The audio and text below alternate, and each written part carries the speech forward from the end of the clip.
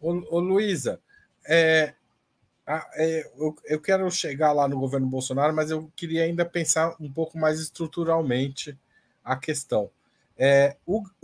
A mineração e o garimpo, queria que você diferenciasse sucintamente uma da outra, que eu acho que é importante para as pessoas, mas miséria. Elas geram miséria para quem? Para os indígenas e para os garimpeiros ou só para os indígenas? Primeiro, né, essa diferenciação, ela é menos simples do que ela parece, porque ela é um pouco mais técnica. Existe uma diferenciação que é do nível em que o minério está para ser explorado.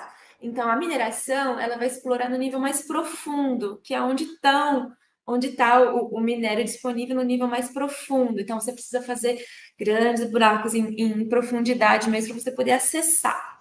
O garimpo ele vai trabalhar num nível mais superficial.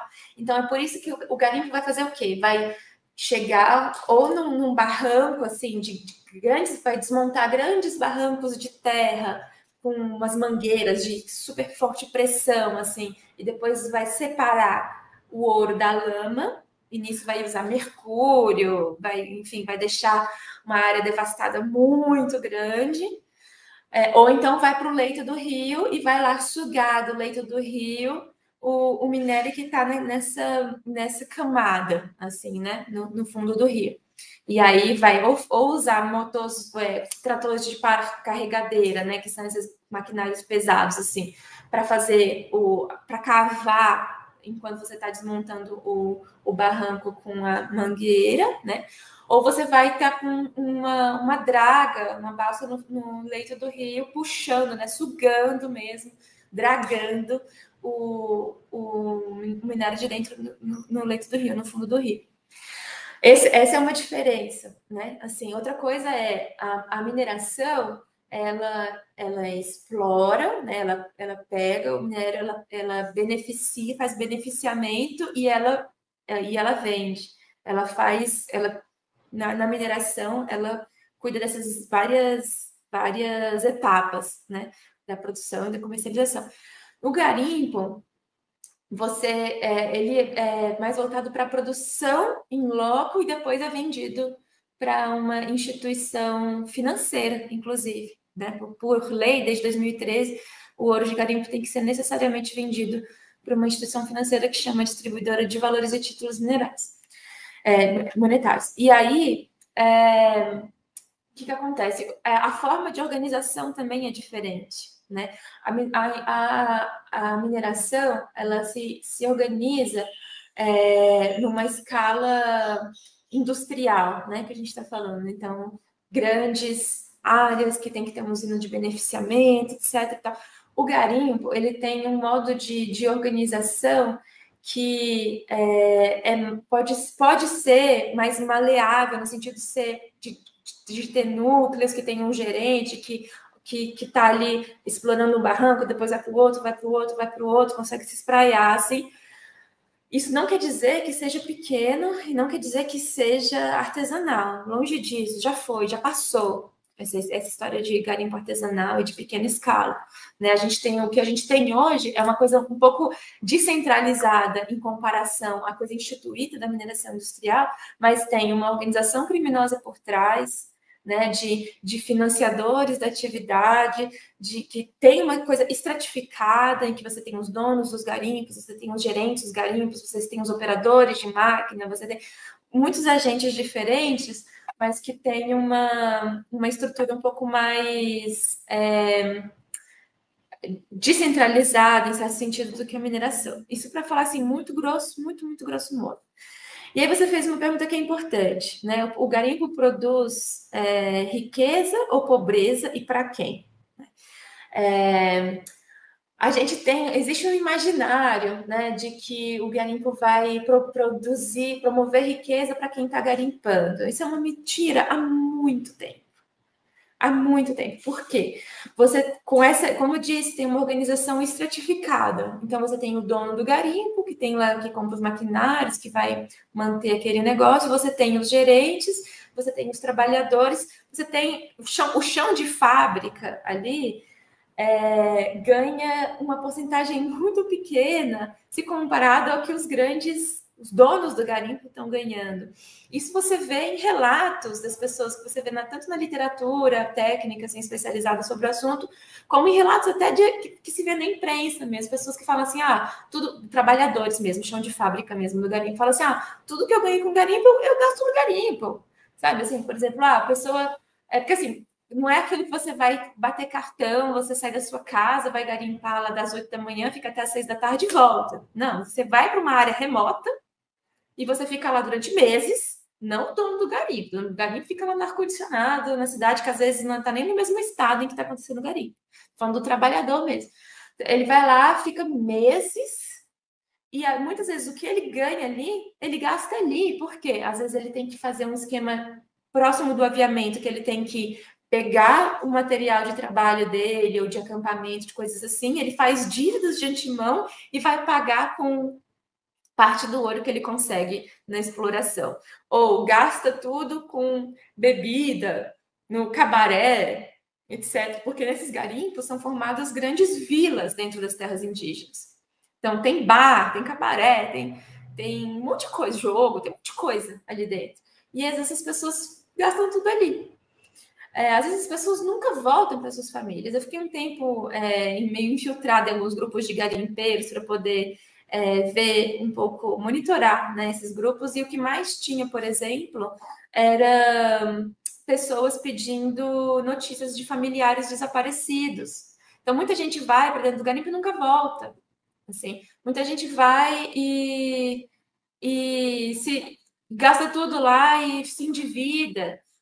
O que mais acontece também é de ter trabalho análogo à escravidão também em garimpos. Né? Em 2018, inclusive, a gente teve um resgate de trabalhadores, o maior da categoria, assim, antes do governo Bolsonaro, foi o maior, foi em 2018, que foi o maior do tipo de trabalho. E aí, eu acho que talvez para mostrar o livro seja bom a gente baixar e mostrar num outro programa.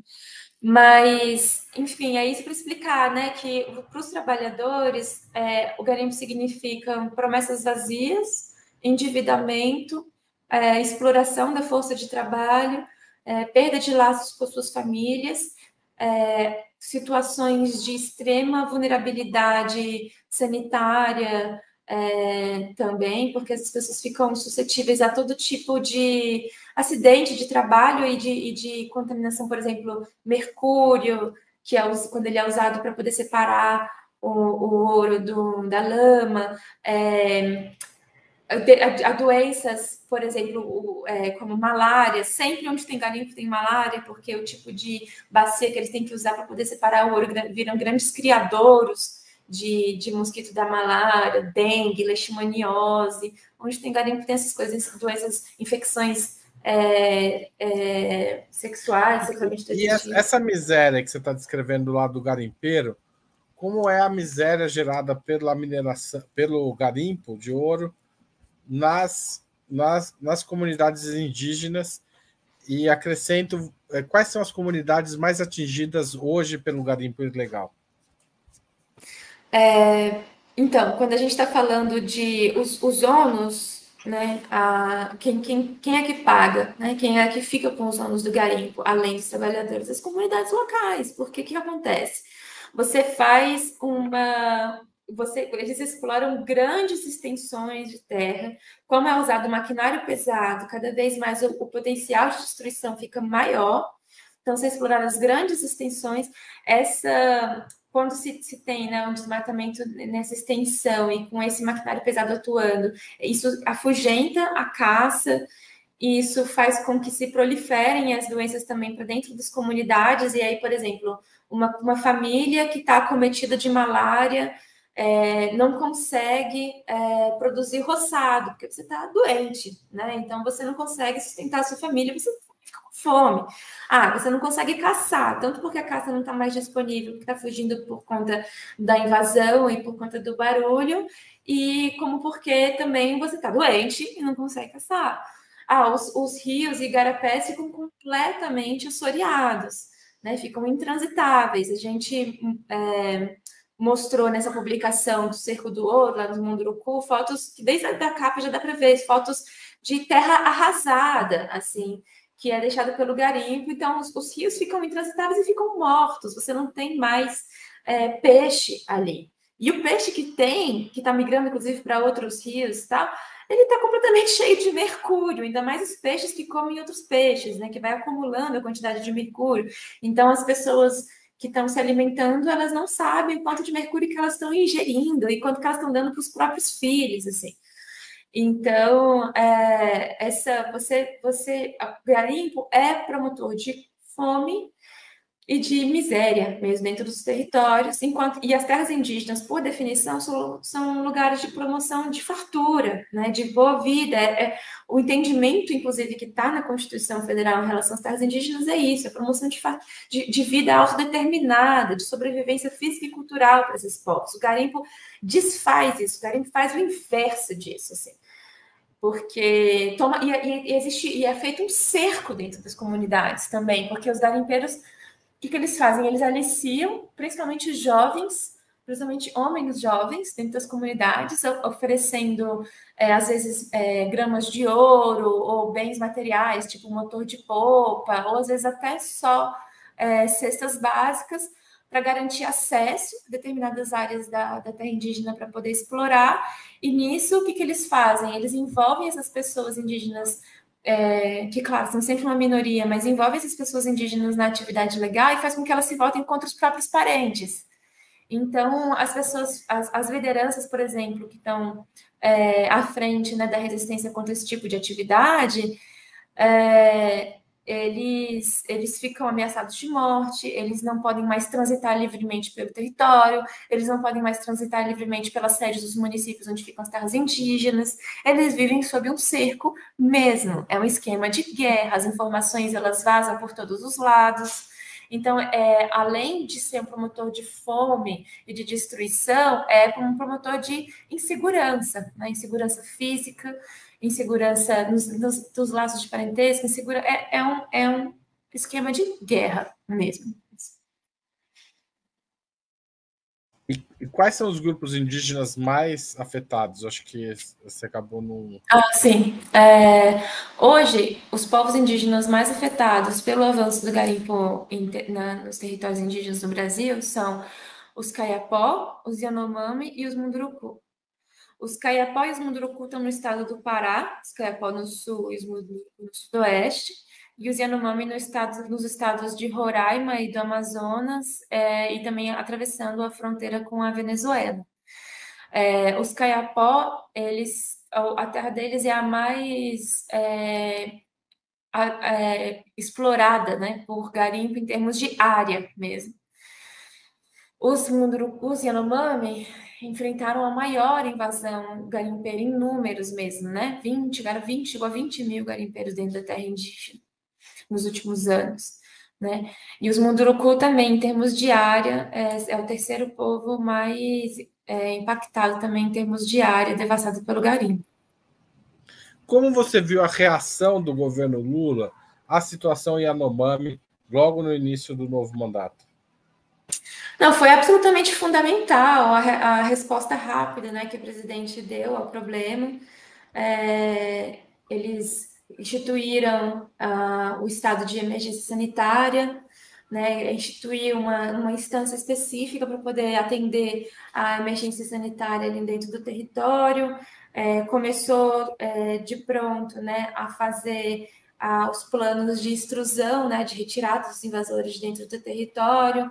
Os chefes das principais pastas do executivo, né, dos ministérios, estiveram atentos, né, às demandas de diversas ordens.